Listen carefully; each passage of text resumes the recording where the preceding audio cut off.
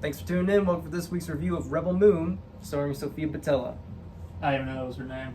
I just learned something. The Mummy. Yeah. Directed by Zack Snyder, very hate him or love him director. A very divisive kind of director. So I'm just going to go ahead and say off the gate, I think that I enjoyed this movie a lot more than other people on YouTube. I've watched probably like 13 reviews on this movie on YouTube, and I don't think any of them will like the film as much as I do. And before I go into the actual film itself, I honestly think it deals with the director of Zack Snyder. Yeah. I think that he's one of these directors that people love to hate. I honestly feel that. And, you know, not a lot of people liked, his Batman versus Superman film, which I also am not a fan of, things of that nature. And then there was the big uproar with the Snyder Cut, and he does have some toxic fans, obviously, but those toxic fans did help get the Snyder Cut finally released, which is a far superior product than Justice League directed. Well, it says directed by Zack Snyder, but really directed by the studio and Josh Whedon. Yeah. And I feel like Snyder's someone who constantly has something going against him. And I do think there's some toxic fans there, but I think there's also toxic people on the other side of the aisle who just don't want to see something that he makes succeed. This is how I honestly feel. So that being said, this movie, if I had to tier it on a tier ranking, is a B for me. I really like this film, and I think there's things that stop it from being an A. I think once the director's cut comes out beginning of the year, it will probably be an A for me. I'm going to let you guys take it away, and I'll jump back in here. For me personally, I'm kind of with you with, I think what a lot of people are divisive with Snyder is because of him being as popular as he is. I think that's where it comes down to, because he always has like that distinct vision even back then, when they did the remake of Dawn of the Dead and then 300. And then after that, after he made like Watchmen, that's when he was called like a visionary. He wasn't just a director, he was a visionary director for making comic book adaptations. So I think that's kind of where that kind of came from. And yeah, I think that's where a lot of the hatred come in. Now with that said, I am with you guys. I like his look. I like Snyder's vision on a lot of stuff.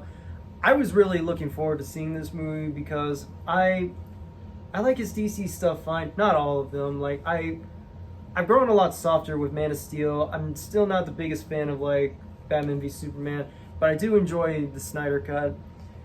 But at the same time, after all this shit that he was going through, and plus his personal tragedy with his daughter and whatnot, I feel like this was a good sign. Like after he left DC and Warner's to do more of his own thing, I feel like we would see a lot more of what he has to offer when he actually produces like original stuff and not based on like a graphic novel or characters of graphic right. And he novel. said he wanted to make this a complete intellectual property that he wants to build upon. And when I heard that this was sort of like, when I heard the story behind this, where it was supposed to be a treatment for a Star Wars movie, and then they said no, and pretty much he went ahead and just made it his own in layman's terms, his own Star Wars. I like that because it gives us the possibility of it being an original thing. It's not some sequel or remake or rehash or regurgitated. Yeah. It was the idea. It's kind of like what he did in return that he made with when George Lucas went and tried to make a Flash Gordon movie. He made Star Wars in response to making the Flash Gordon movie he never could.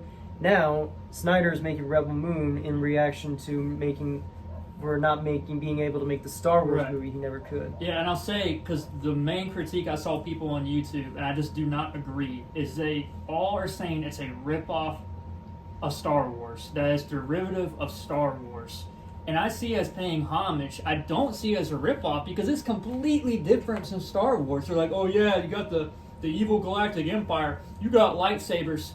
But it's like, you're finding little things, and then it's like you're going in with this mindset. You're finding like this kid. Yeah, they didn't have lightsabers. She had these swords that fucking lit up. But even the But they're concept, like beams of light. Yeah. Even if they were lightsabers, they look way more visually Yeah. appealing than anything we've Right. seen in Star Wars. and it's one character, and it's not like a huge deal. It's not Yeah. something to do with the Force or anything like that. No. But it's like, oh, it's got lightsabers.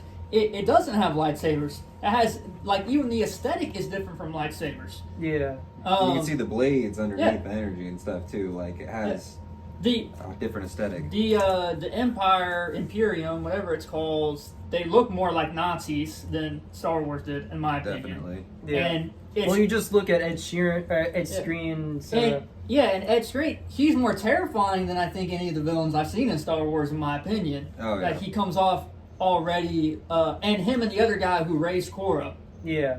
And it's a lot more adult theme. You can definitely see the homages there to Star Wars, but to say it's derivative and a copy of Star Wars is Well, like, first off, it's a bad critique. Yeah. Yeah, especially when I think people need to realize Star Wars itself is derivative of countless other sources too. You know, Yeah. Dune, Yeah. Seven Samurai, The Good and the Bad and the Ugly, King Arthur, the Sword and the Stone, Lord of the Rings. You know this, and I'm not even scratching the surface. We can go on about there are videos out there that talk about like all the sources, Western culture, Eastern culture, biblical references, and it all just, you know, like everyone says, Star Wars is like every epic story rolled into one. So just, you know, go around and saying like it's derivative of Star Wars when Star Wars itself is derivative to everything else, right down to Wizard of Oz. Yeah, but to use that as your main critique of why you don't like the movie is like, it's kind of nonsense to me, and it's not an intellectual argument. Also, Korra is not like any protagonist I've ever seen from Star Wars. She's not. I don't. So- she's not a Luke or anything like. So I just want to get that out of the way. I think that's a bad argument. What do you think about Rebel Moon? This is a movie I really didn't have any expectations going into. It's a high A tier for me. I really actually love this movie. I think it is a great sci-fi movie with kind of like a dark sci-fi with great like high fantasy elements blended in there. It kind of starts off a little slow, but once it gets into the action and kicks off, when Korra starts fighting against the Mother World, it's like a full ride from that point on. Like, it just holds your attention all the way until the end. I will say, I'll just jump in here because I don't have my thoughts written down. I will interject and say, one of the problems that keeps it an A for me is the pacing is wonky, and I think once the director's cut come out, I think the pacing issues will be fixed. Yeah. And I think it's because it's not really the Snyder vision of what he wanted. And, you know, he really exceeds at the longer films than he does kind of the studio mandated film that this was. They were like, hey, yeah, you can make your rated R film, but you gotta make this PG-13. And you can see when certain scenes are choppy or like certain cutoffs, and you can tell there's something missing there. And it was very slow paced, but then it goes too fast paced to where you're just jumping, meeting all these characters, but not really exploring the characters, and then all the characters are just kind of there at the end. So I do think the movie suffers from pacing, which is really what keeps it from an A for me. So go back to what you were saying. See, I feel like I kind of disagree a little bit, because I feel like this is a great introductory film for this franchise, and I feel like it does a great job of introducing each of its main cast of characters. I feel like the only one it kind of doesn't sell on is Titus, because they build him up so much, and then you don't really get to see him do a whole lot of strategizing, being a general, that whole tactician. He's supposed to be this legend, and it kind of falls flat when, it gets to that final ending. He's just kind of another character, just like the rest of them. But I feel like it does a really good job of introducing, Kai, Turok, and Nemesis. When they go and pick up all of those people, they get that kind of, that standalone scene, each of them, where it kind of like shows them what they're about and, who they are. Spider scene's the best scene in the movie. It's a great scene. I love that scene. Yeah. And Turok with the Griffin. Yeah, the Griffin is so cool. The Griffin is so cool, and I wish we got to see more of the Griffin. I wish they got to take it with them. I understand why they didn't, because it would have been kind of weird to have this Griffin the whole movie, but it would have been friggin' awesome. And then I also really love the action in this movie. I feel like the action's really realistic when Korra's fighting against the bad guys. She doesn't need any powers. She's not like this chosen one. She's just another character in this world that has a stake like everybody else. She's a Stargirl. Yeah, and she kind of just really sells as this main protagonist for me personally, because she just really feels like she fits in with the rest of them. She doesn't feel like somebody that's like yes, this is the person, this is the hero, you know. Like Rey Skywalker. Yeah. Or other female protagonists. That's Yeah. another thing I think a credit that I'm not seeing from other people who review the movie is that she's a very strong lead female character. Yeah, and you really feel her like fear and her trauma without even really knowing anything about her when Noble shows up, the bad guy or whatever, when he first shows up, and you don't really know anything about her or her past or anything like that, but you really kind of feel that tension that like, oh man, she like there's something going on here, and I really like that. I think she does a really good job of portraying her character, and I just really like this movie. And Kai is a really great character. This whole movie, I thought he was totally on board with the rest of them, even though he was like supposed to be like the scoundrel thief kind of guy. Han Solo. Yeah, and I was totally up to it. Not a copy of Star Wars. No. And then when it got to the point where he was like, all right, we're going to do this one thing before we go to the final, battle or whatever, that's when I was like, okay, he's going to sell him off. And, it happened. But still, even when they were there and, it was right before the treachery or whatever, I was still hoping so hard that this guy was not going to betray them. But, it happened. But yeah, Kai was still great. And it was awesome that they, didn't choose to just, try to make up for it, like, him to like trying to double guess and go back on it. They straight up killed him. Yeah, they committed to it. Yeah, they were like, nah, you did us dirty. Yeah, I do like that. You're done. Yeah. But yeah, also one thing that kind of keeps it from being an S tier, along with the General Titus thing, is freaking the blood axes. I felt like they didn't really get to be used as much. Yeah, as they killed Ray Fisher off way too. Yeah, I didn't even know it was. I didn't even remember it was Ray Fisher until they actually killed him, because I didn't even notice him. Mm-hmm. And maybe I wish we would have got to see Balisarius a little bit more. I think he's supposed to kind of like building up to the main villain, to the next one. I think part 2 is probably going to be more action packed. More action packed, probably fulfill those things missing from this movie. I'm also waiting for that rated R edit to come out. I think that probably might bump it up in ranking for me. But personally, I really, really like this film. So I agree with pretty much everything you said. Somewhat the pacing, I agree with you more now that you mention it, but I do think that some like with Titus not showing his stuff, but I agree. He looks like he's gonna be central in the next movie with arming the all the farmers and whatnot. What keeps it from being in A tier for me, which I think the director's cut will probably be A tier, is pacing. But also, I will say, as much as Snyder has really good scenes, like with the Griffin, like visuals, the Griffin, the slow-mo, the spider scene is one of my favorites. It's like straight off of anime. Mm-hmm. That looks more anime inspired than it does from freaking Star Wars. It's very obvious when he's using green screen, which is something has been a problem with Snyder for a very long time. You see it in Batman vs Superman and Snyder or Justice League. You see it a lot in. There are certain points when the screen back is really blurry and you can tell that it's fake and it's green screen. But I've come to accept that it's just a stylistic choice of Snyder. Yeah, because he's been doing that since he's been doing 300. And I've come to, like, some people I feel like are just lazy and they have the money, but they don't know how to use the money. But I don't think that's the case for Snyder. I think it's a stylistic choice. And it kind of reminds me of like a big video game or kind of anime-ish. But sometimes when I can clearly see that screen, it sometimes takes me out of the moment.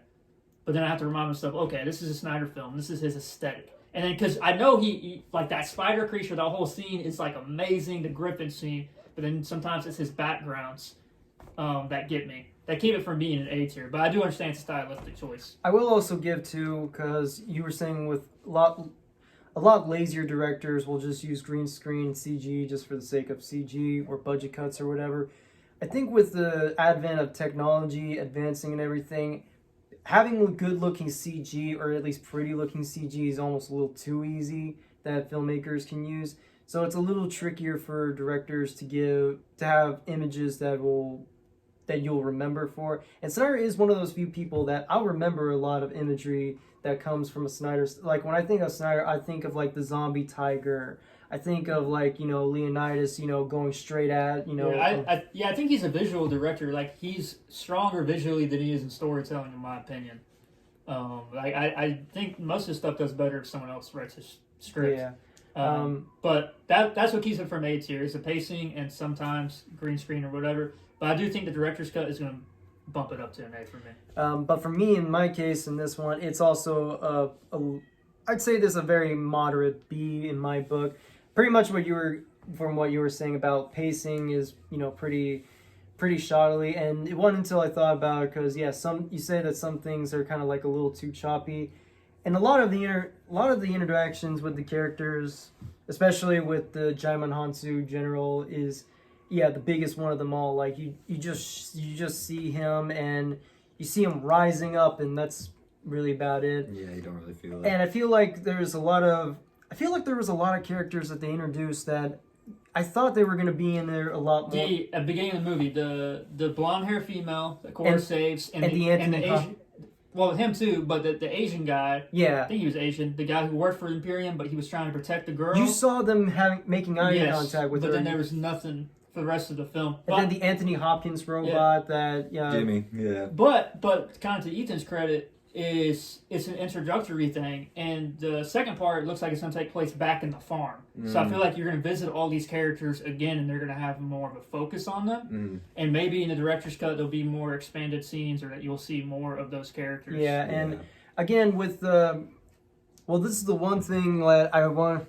Whereas we were talking about people unfair saying that this is a little too derivative of Star Wars. The one thing I'll say that maybe they could have considered it, taking it a little from Star Wars, is that yes, the original trilogy of Star Wars is one whole movie that expands on like 3 movies, but when they made that one movie, it was at least self-contained. Yeah. And I feel like they try way too hard, just saying like, well, there's another one coming the way, and it just becomes a little too much like too much of a TV show at that point where.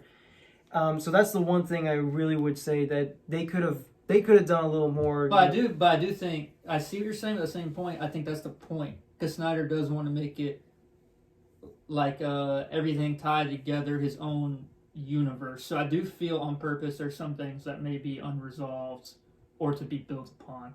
Well, I could see both angles. Well, some things can be resolved, but at the same time, when you know that there's going to be a second one, and you just see. When you see like the Anthony Hopkins robot and you have like these antlers and everything, I'm like, what goes on? Like, I want to know this guy's story, but we have to wait for like a whole other, slew of months to come in. And like you said, like the pacing's a little done to the point where when we got to like the climax, I was kind of thinking like, wow, we're here already? Like this is just kind of. It was a little odd when we finally got to it, but when it actually got to the action, it was a lot of fun. Also, again, going back to what I was saying with some things you thought were going to keep going, like we were saying, like the Griffin. I honestly thought that we were gonna, he was gonna be a part of the journey and everything. And you say it would have been too weird. I think it would have been fit right at home. Like it would have been really cool to see him, flying on that thing and taking people out. Yeah, I thought it would have been really cool. And but I'll say the villain is freaking great. Yes, he nailed it out of the park. Yeah, and I loved him killing old MODOK at the beginning of the film. Just bludgeoning him with a staff and everything in front of the whole village, and then that one lady comes running, they just freaking bisect her. And then also later on in the film when they're all just chilling, and then they cut to the scene of that whole world just burning. As that king's begging for his life, they're like, "We've lived on hospitality and charity." And he's like, "We don't." Or honor and charity. He's like, "I can understand honor. I don't understand charity." And freaking knocks him. And I do, for the most part, I like the final battle sequence. The only problem I have with the final battle sequence is that you didn't really see any characters really shine in the final battle. No, it's mostly just Korra. I can kind of agree with that. I think maybe in the. Maybe in Snyder's cut it will be different. I'm hoping, because, that's kind of really what I think. Oh, I was gonna say the final battle between her and Noble, I really liked. Yeah, that was really good. And when you see him coming back to life, and he has that little vision of Korra's father, coming in and saying he's gonna bring in, it's like that was nice. Oh, that's a dope scene. The ice cracking. Yeah, I like that. So I don't know. It's a high B for me. It's a mid to low. It's almost in A territory. It's Solid A still. Solid. Yeah. But yeah, that's Rebel Moon. Let us know if we're all wrong and it's just garbage and whatnot. Peace out.